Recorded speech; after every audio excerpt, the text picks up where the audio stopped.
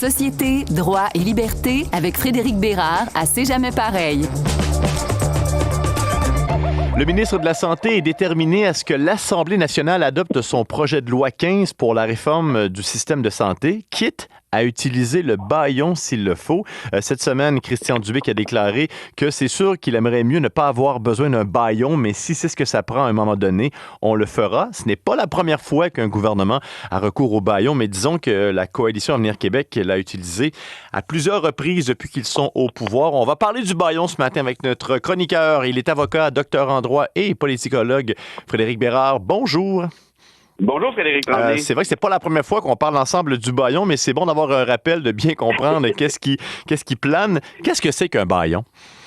Un bâillon, essentiellement, c'est tout simple, ça fait partie du droit parlementaire, en quelque sorte, c'est-à-dire le droit d'un gouvernement de dire, bon, ben là, ça va faire, ça suffit, j'adopte le bâillon, vous avez assez jasé, vous avez assez chialé, on est tanné de vous entendre, merci et bonsoir, le projet de loi va être adopté et en d'autres termes, on coupe le sifflet à l'opposition. Évidemment, c'est problématique d'un point de vue démocratique, particulièrement quand on a un gouvernement qui est autant majoritaire qu'aujourd'hui. Pourquoi? Ben parce que qui peut faire contrepoids à l'Assemblée nationale? C'est nécessairement l'opposition dans des discussions, notamment sur ces divers projets de loi-là. Et on voit ça très souvent dans les questions de bâillon, sur des projets de loi qui sont, disons, mammouths, comme on les appelle, ce qui veut dire qui visent des réformes gargantuesques, en quelque sorte. On voit ça souvent à Québec, on le voit à Ottawa, on le voit aussi, évidemment, à Westminster, là, à Londres. Et ça a toujours existé dans le système parlementaire qu'on connaît ici, le système inspiré du modèle britannique?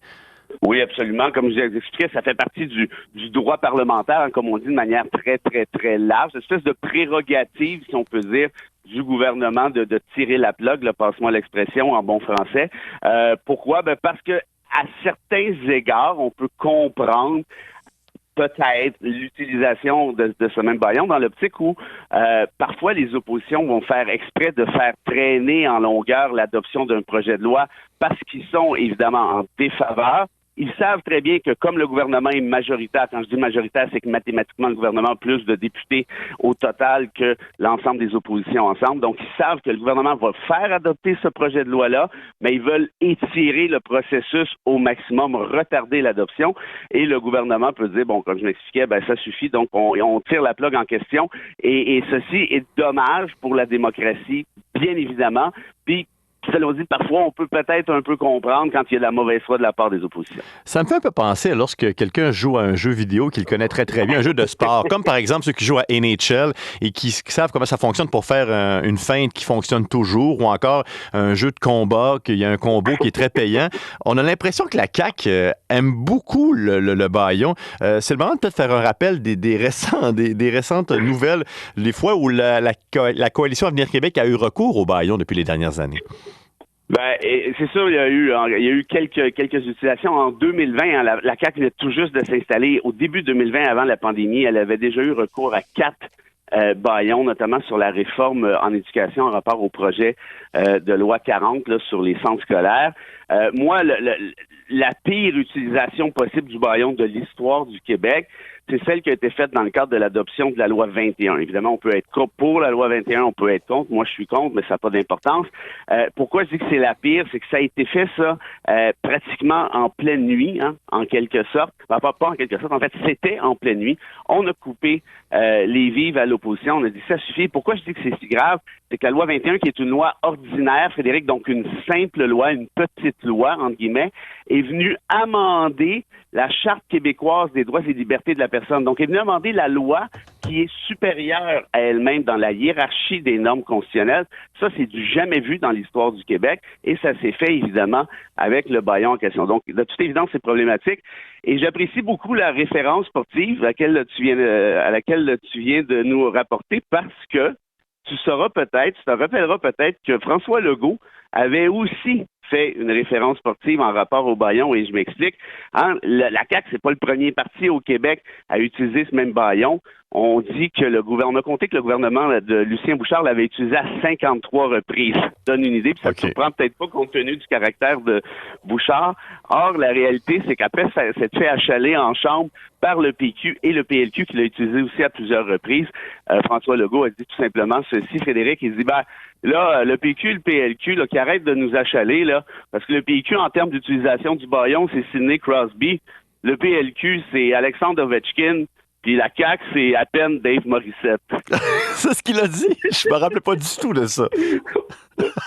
Alors, c'est un peu méchant pour Dave Morissette, mais on comprend. Bon, justement, c'est quoi les conséquences d'une utilisation abusive et répétitive du bâillon, à ton avis? Un petit peu comme je l'expliquais tout à l'heure, hein, c'est que si on se réfère à ce même bâillon pour un oui et pour un non, est-ce qu'on vit encore en démocratie parlementaire? Hein, il y a plusieurs citoyens, citoyennes au Québec, électeurs, électrices, qui ont voté pour un autre parti que la CAQ. On se rappellera que la CAQ n'a même pas 40% des votes, même si elle a 91 députés.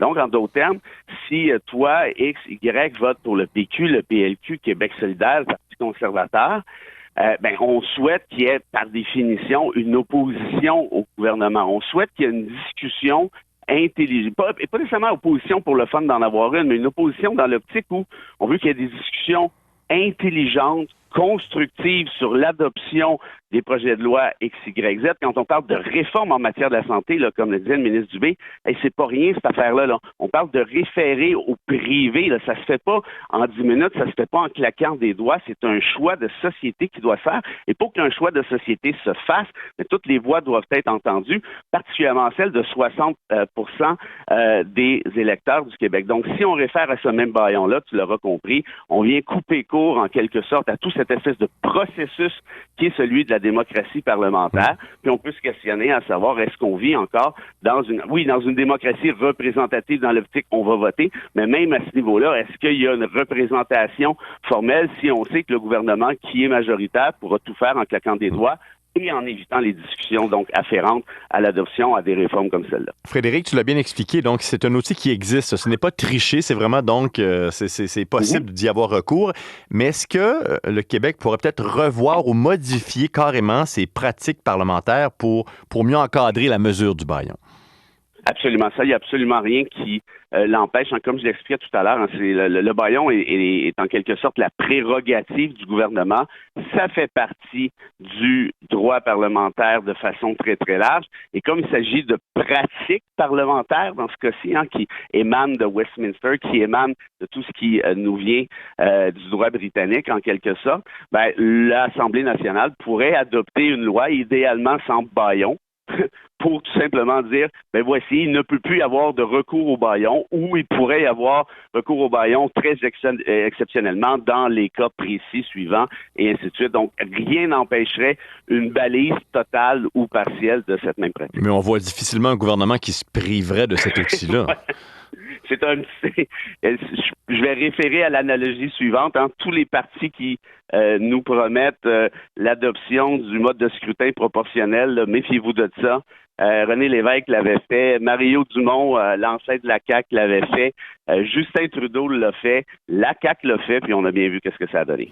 Une chose est sûre, notre chroniqueur, il n'est pas bâillonné tous les mercredis matins, Frédéric Bérard, pour aborder tous les sujets qu'on veut. Avocat, docteur en droit et chroniqueur à C'est jamais pareil. Merci beaucoup, un plaisir de te retrouver pour une autre saison, Frédéric. Très réciproque. À bientôt.